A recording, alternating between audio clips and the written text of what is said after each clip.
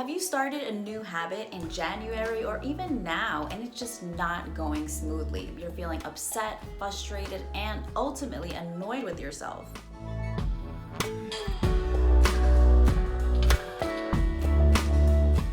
Hi lovely, welcome back to my channel. My name is Bree and I am a Law of Attraction Mindset Coach. On this channel, you can find everything on Law of Attraction, manifesting, energy work, and self-development tips. And I appreciate you so much being here, tuning in with me, liking, subscribing, and also leaving your comments below, allowing us to connect in a different way where I can continue to support you online. And just like in every single video, I celebrate you today because you being here also shows your self-devotion to your new habit and how important it is to you that you don't want to give up. So show yourself some self-appreciation today. Before we get started, don't forget to like, subscribe, and to turn on your notification bell so every single week when I upload a new video, you will be the first to know. And at the end of this video, if you feel called in doing so, share the love, share the tips that I will be explaining, because as you grow and the ones around you also grow, we thrive as a collective. When January started, so many friends and even clients were telling me that it's just like, I want to get my shit together. I need to get my life together. And now that we are in March, I see so many people struggling with their habits, struggling to make it consistent. And if this is you and where you currently find yourself, leave a little hand up emoji in the comments below. And at the end of the day, you can start a new habit whenever you want, whenever you feel called to. It doesn't have to be in the new year, but something that many of us don't know is that the spring equinox, which we just experienced, the first day of spring, is another new year, a part of the astrological calendar. So technically, we have 2 new years in a year where we can begin to rebirth our desires. So how amazing is that to kind of fuel us up again to keep moving forward and even set new intentions, because maybe the old ones just aren't really working and aren't really aligned to the person that you ultimately want to become, or how I like to explain it, your higher self. So when you're at that point that you're like, I need to get my life together, that is always going to involve looking within. There is either an emotion, a belief, or a life experience that has just left you wanting to make different and positive choices for yourself. And as heavy as these emotions, beliefs, and experience has left you feeling, ultimately by you wanting to make a different choice and creating these new habits, that is you saying yes to yourself. So in the end, you're the one winning. So on this path, not only are you starting your self-development journey, but you're also starting your spirituality journey. And no, I'm not talking about you becoming more religious. Your spiritual journey represents that since there's areas in your life that you wish to improve, emotions, beliefs, life expectations, as you begin to explore them and to bring them up to the surface to be acknowledged and to be resolved, you have to reconnect with your soul, with your inner guidance, with your internal magic, which is so easy to become disconnected from because we're not taught to use this side of ourselves. We're taught to suppress it, to suppress our emotions, to suppress our gut feeling, our intuition, so we can thrive and be successful and achieve our goals. Then that just leaves you feeling numb, unsatisfied, and unfulfilled with your life, even as you attain these goals.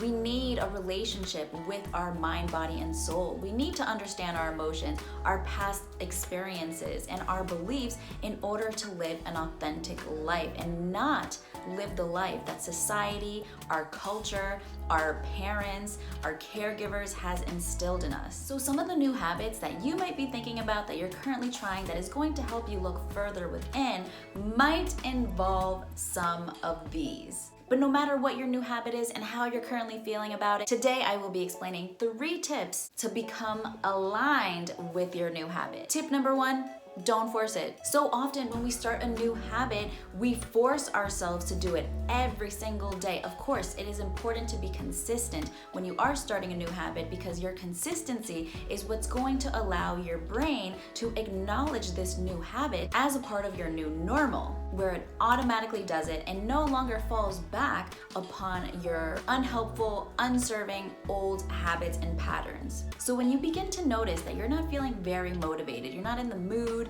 you're feeling like it's a drag just to start this new habit, whether it be you trying to meditate, you trying to journal, you trying to practice yoga, you trying to do breath work, whatever inner work practice that you are turning into a new habit, if you are just not vibing with it, don't do it, because ultimately you are creating resistance between yourself and this new habit where you're just not gonna wanna do it at all, and you're going to stop doing it altogether.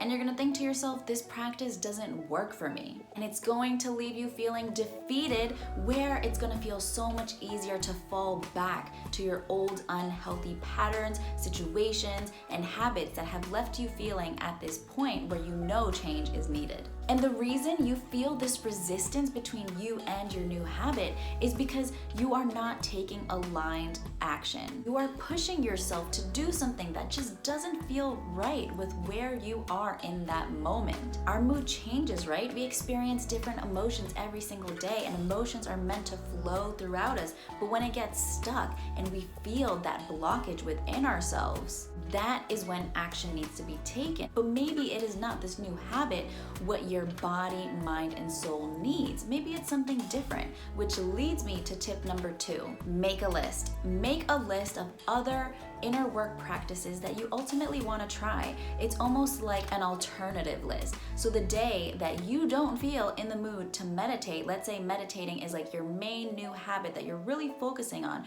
but there's going to be days that you're just not in the mood to do it, but you still want to do something proactive that is going to help you feel more at peace, maybe gain more clarity, minimize your anxiety, or just reconnect with your body. Whatever your why is for even starting this new habit to begin with, use this why when making your list and thinking about what inner work practices can also serve your why. And if you even want to get more specific with this list, think about your emotions. Think about the top 3 emotions that you experience on a day-to-day. So one of them being, maybe you wake up feeling super energized. So you make a list where it's titled energy.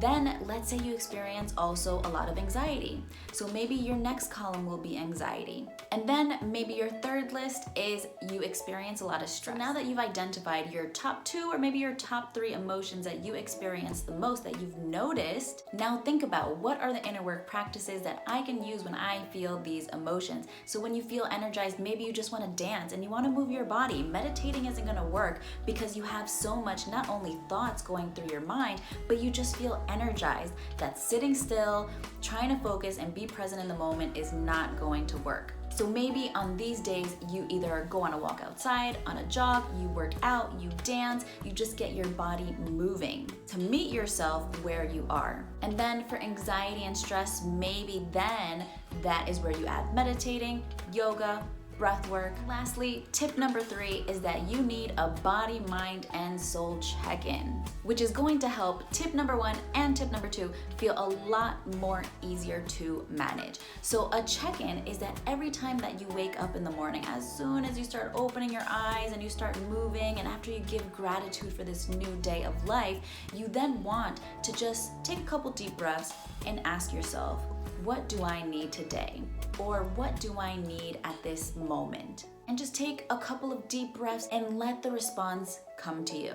And the response will become easier and easier to hear the more you ask yourself this question in the morning, in addition to the more inner work practices that you have a part of your list. And if you're thinking to yourself, but my list is gonna look a little small, I just started, that is completely okay. Start where you are and know that that is enough. Because the more you focus on your self-development and your spiritual journey, the more inner work practices you are going to learn of. And you can then continue to add to your list. So stop creating that resistance and making yourself feel guilty about not being consistent with this new habit. Because yes, it is a new habit that you need, but maybe it is not a new habit that you need on certain days. So begin to show yourself more kindness, more patience, and more acceptance and self-love for where you are at.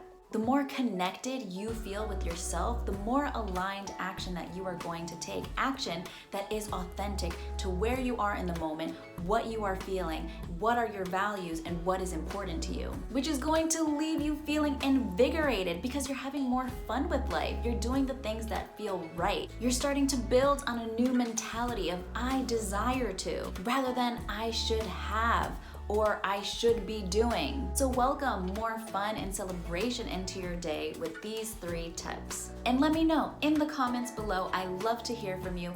What are your views now on your new habit and these tips? Until the next video, live abundantly with love and gratitude. Spread the knowledge learned today and share this video.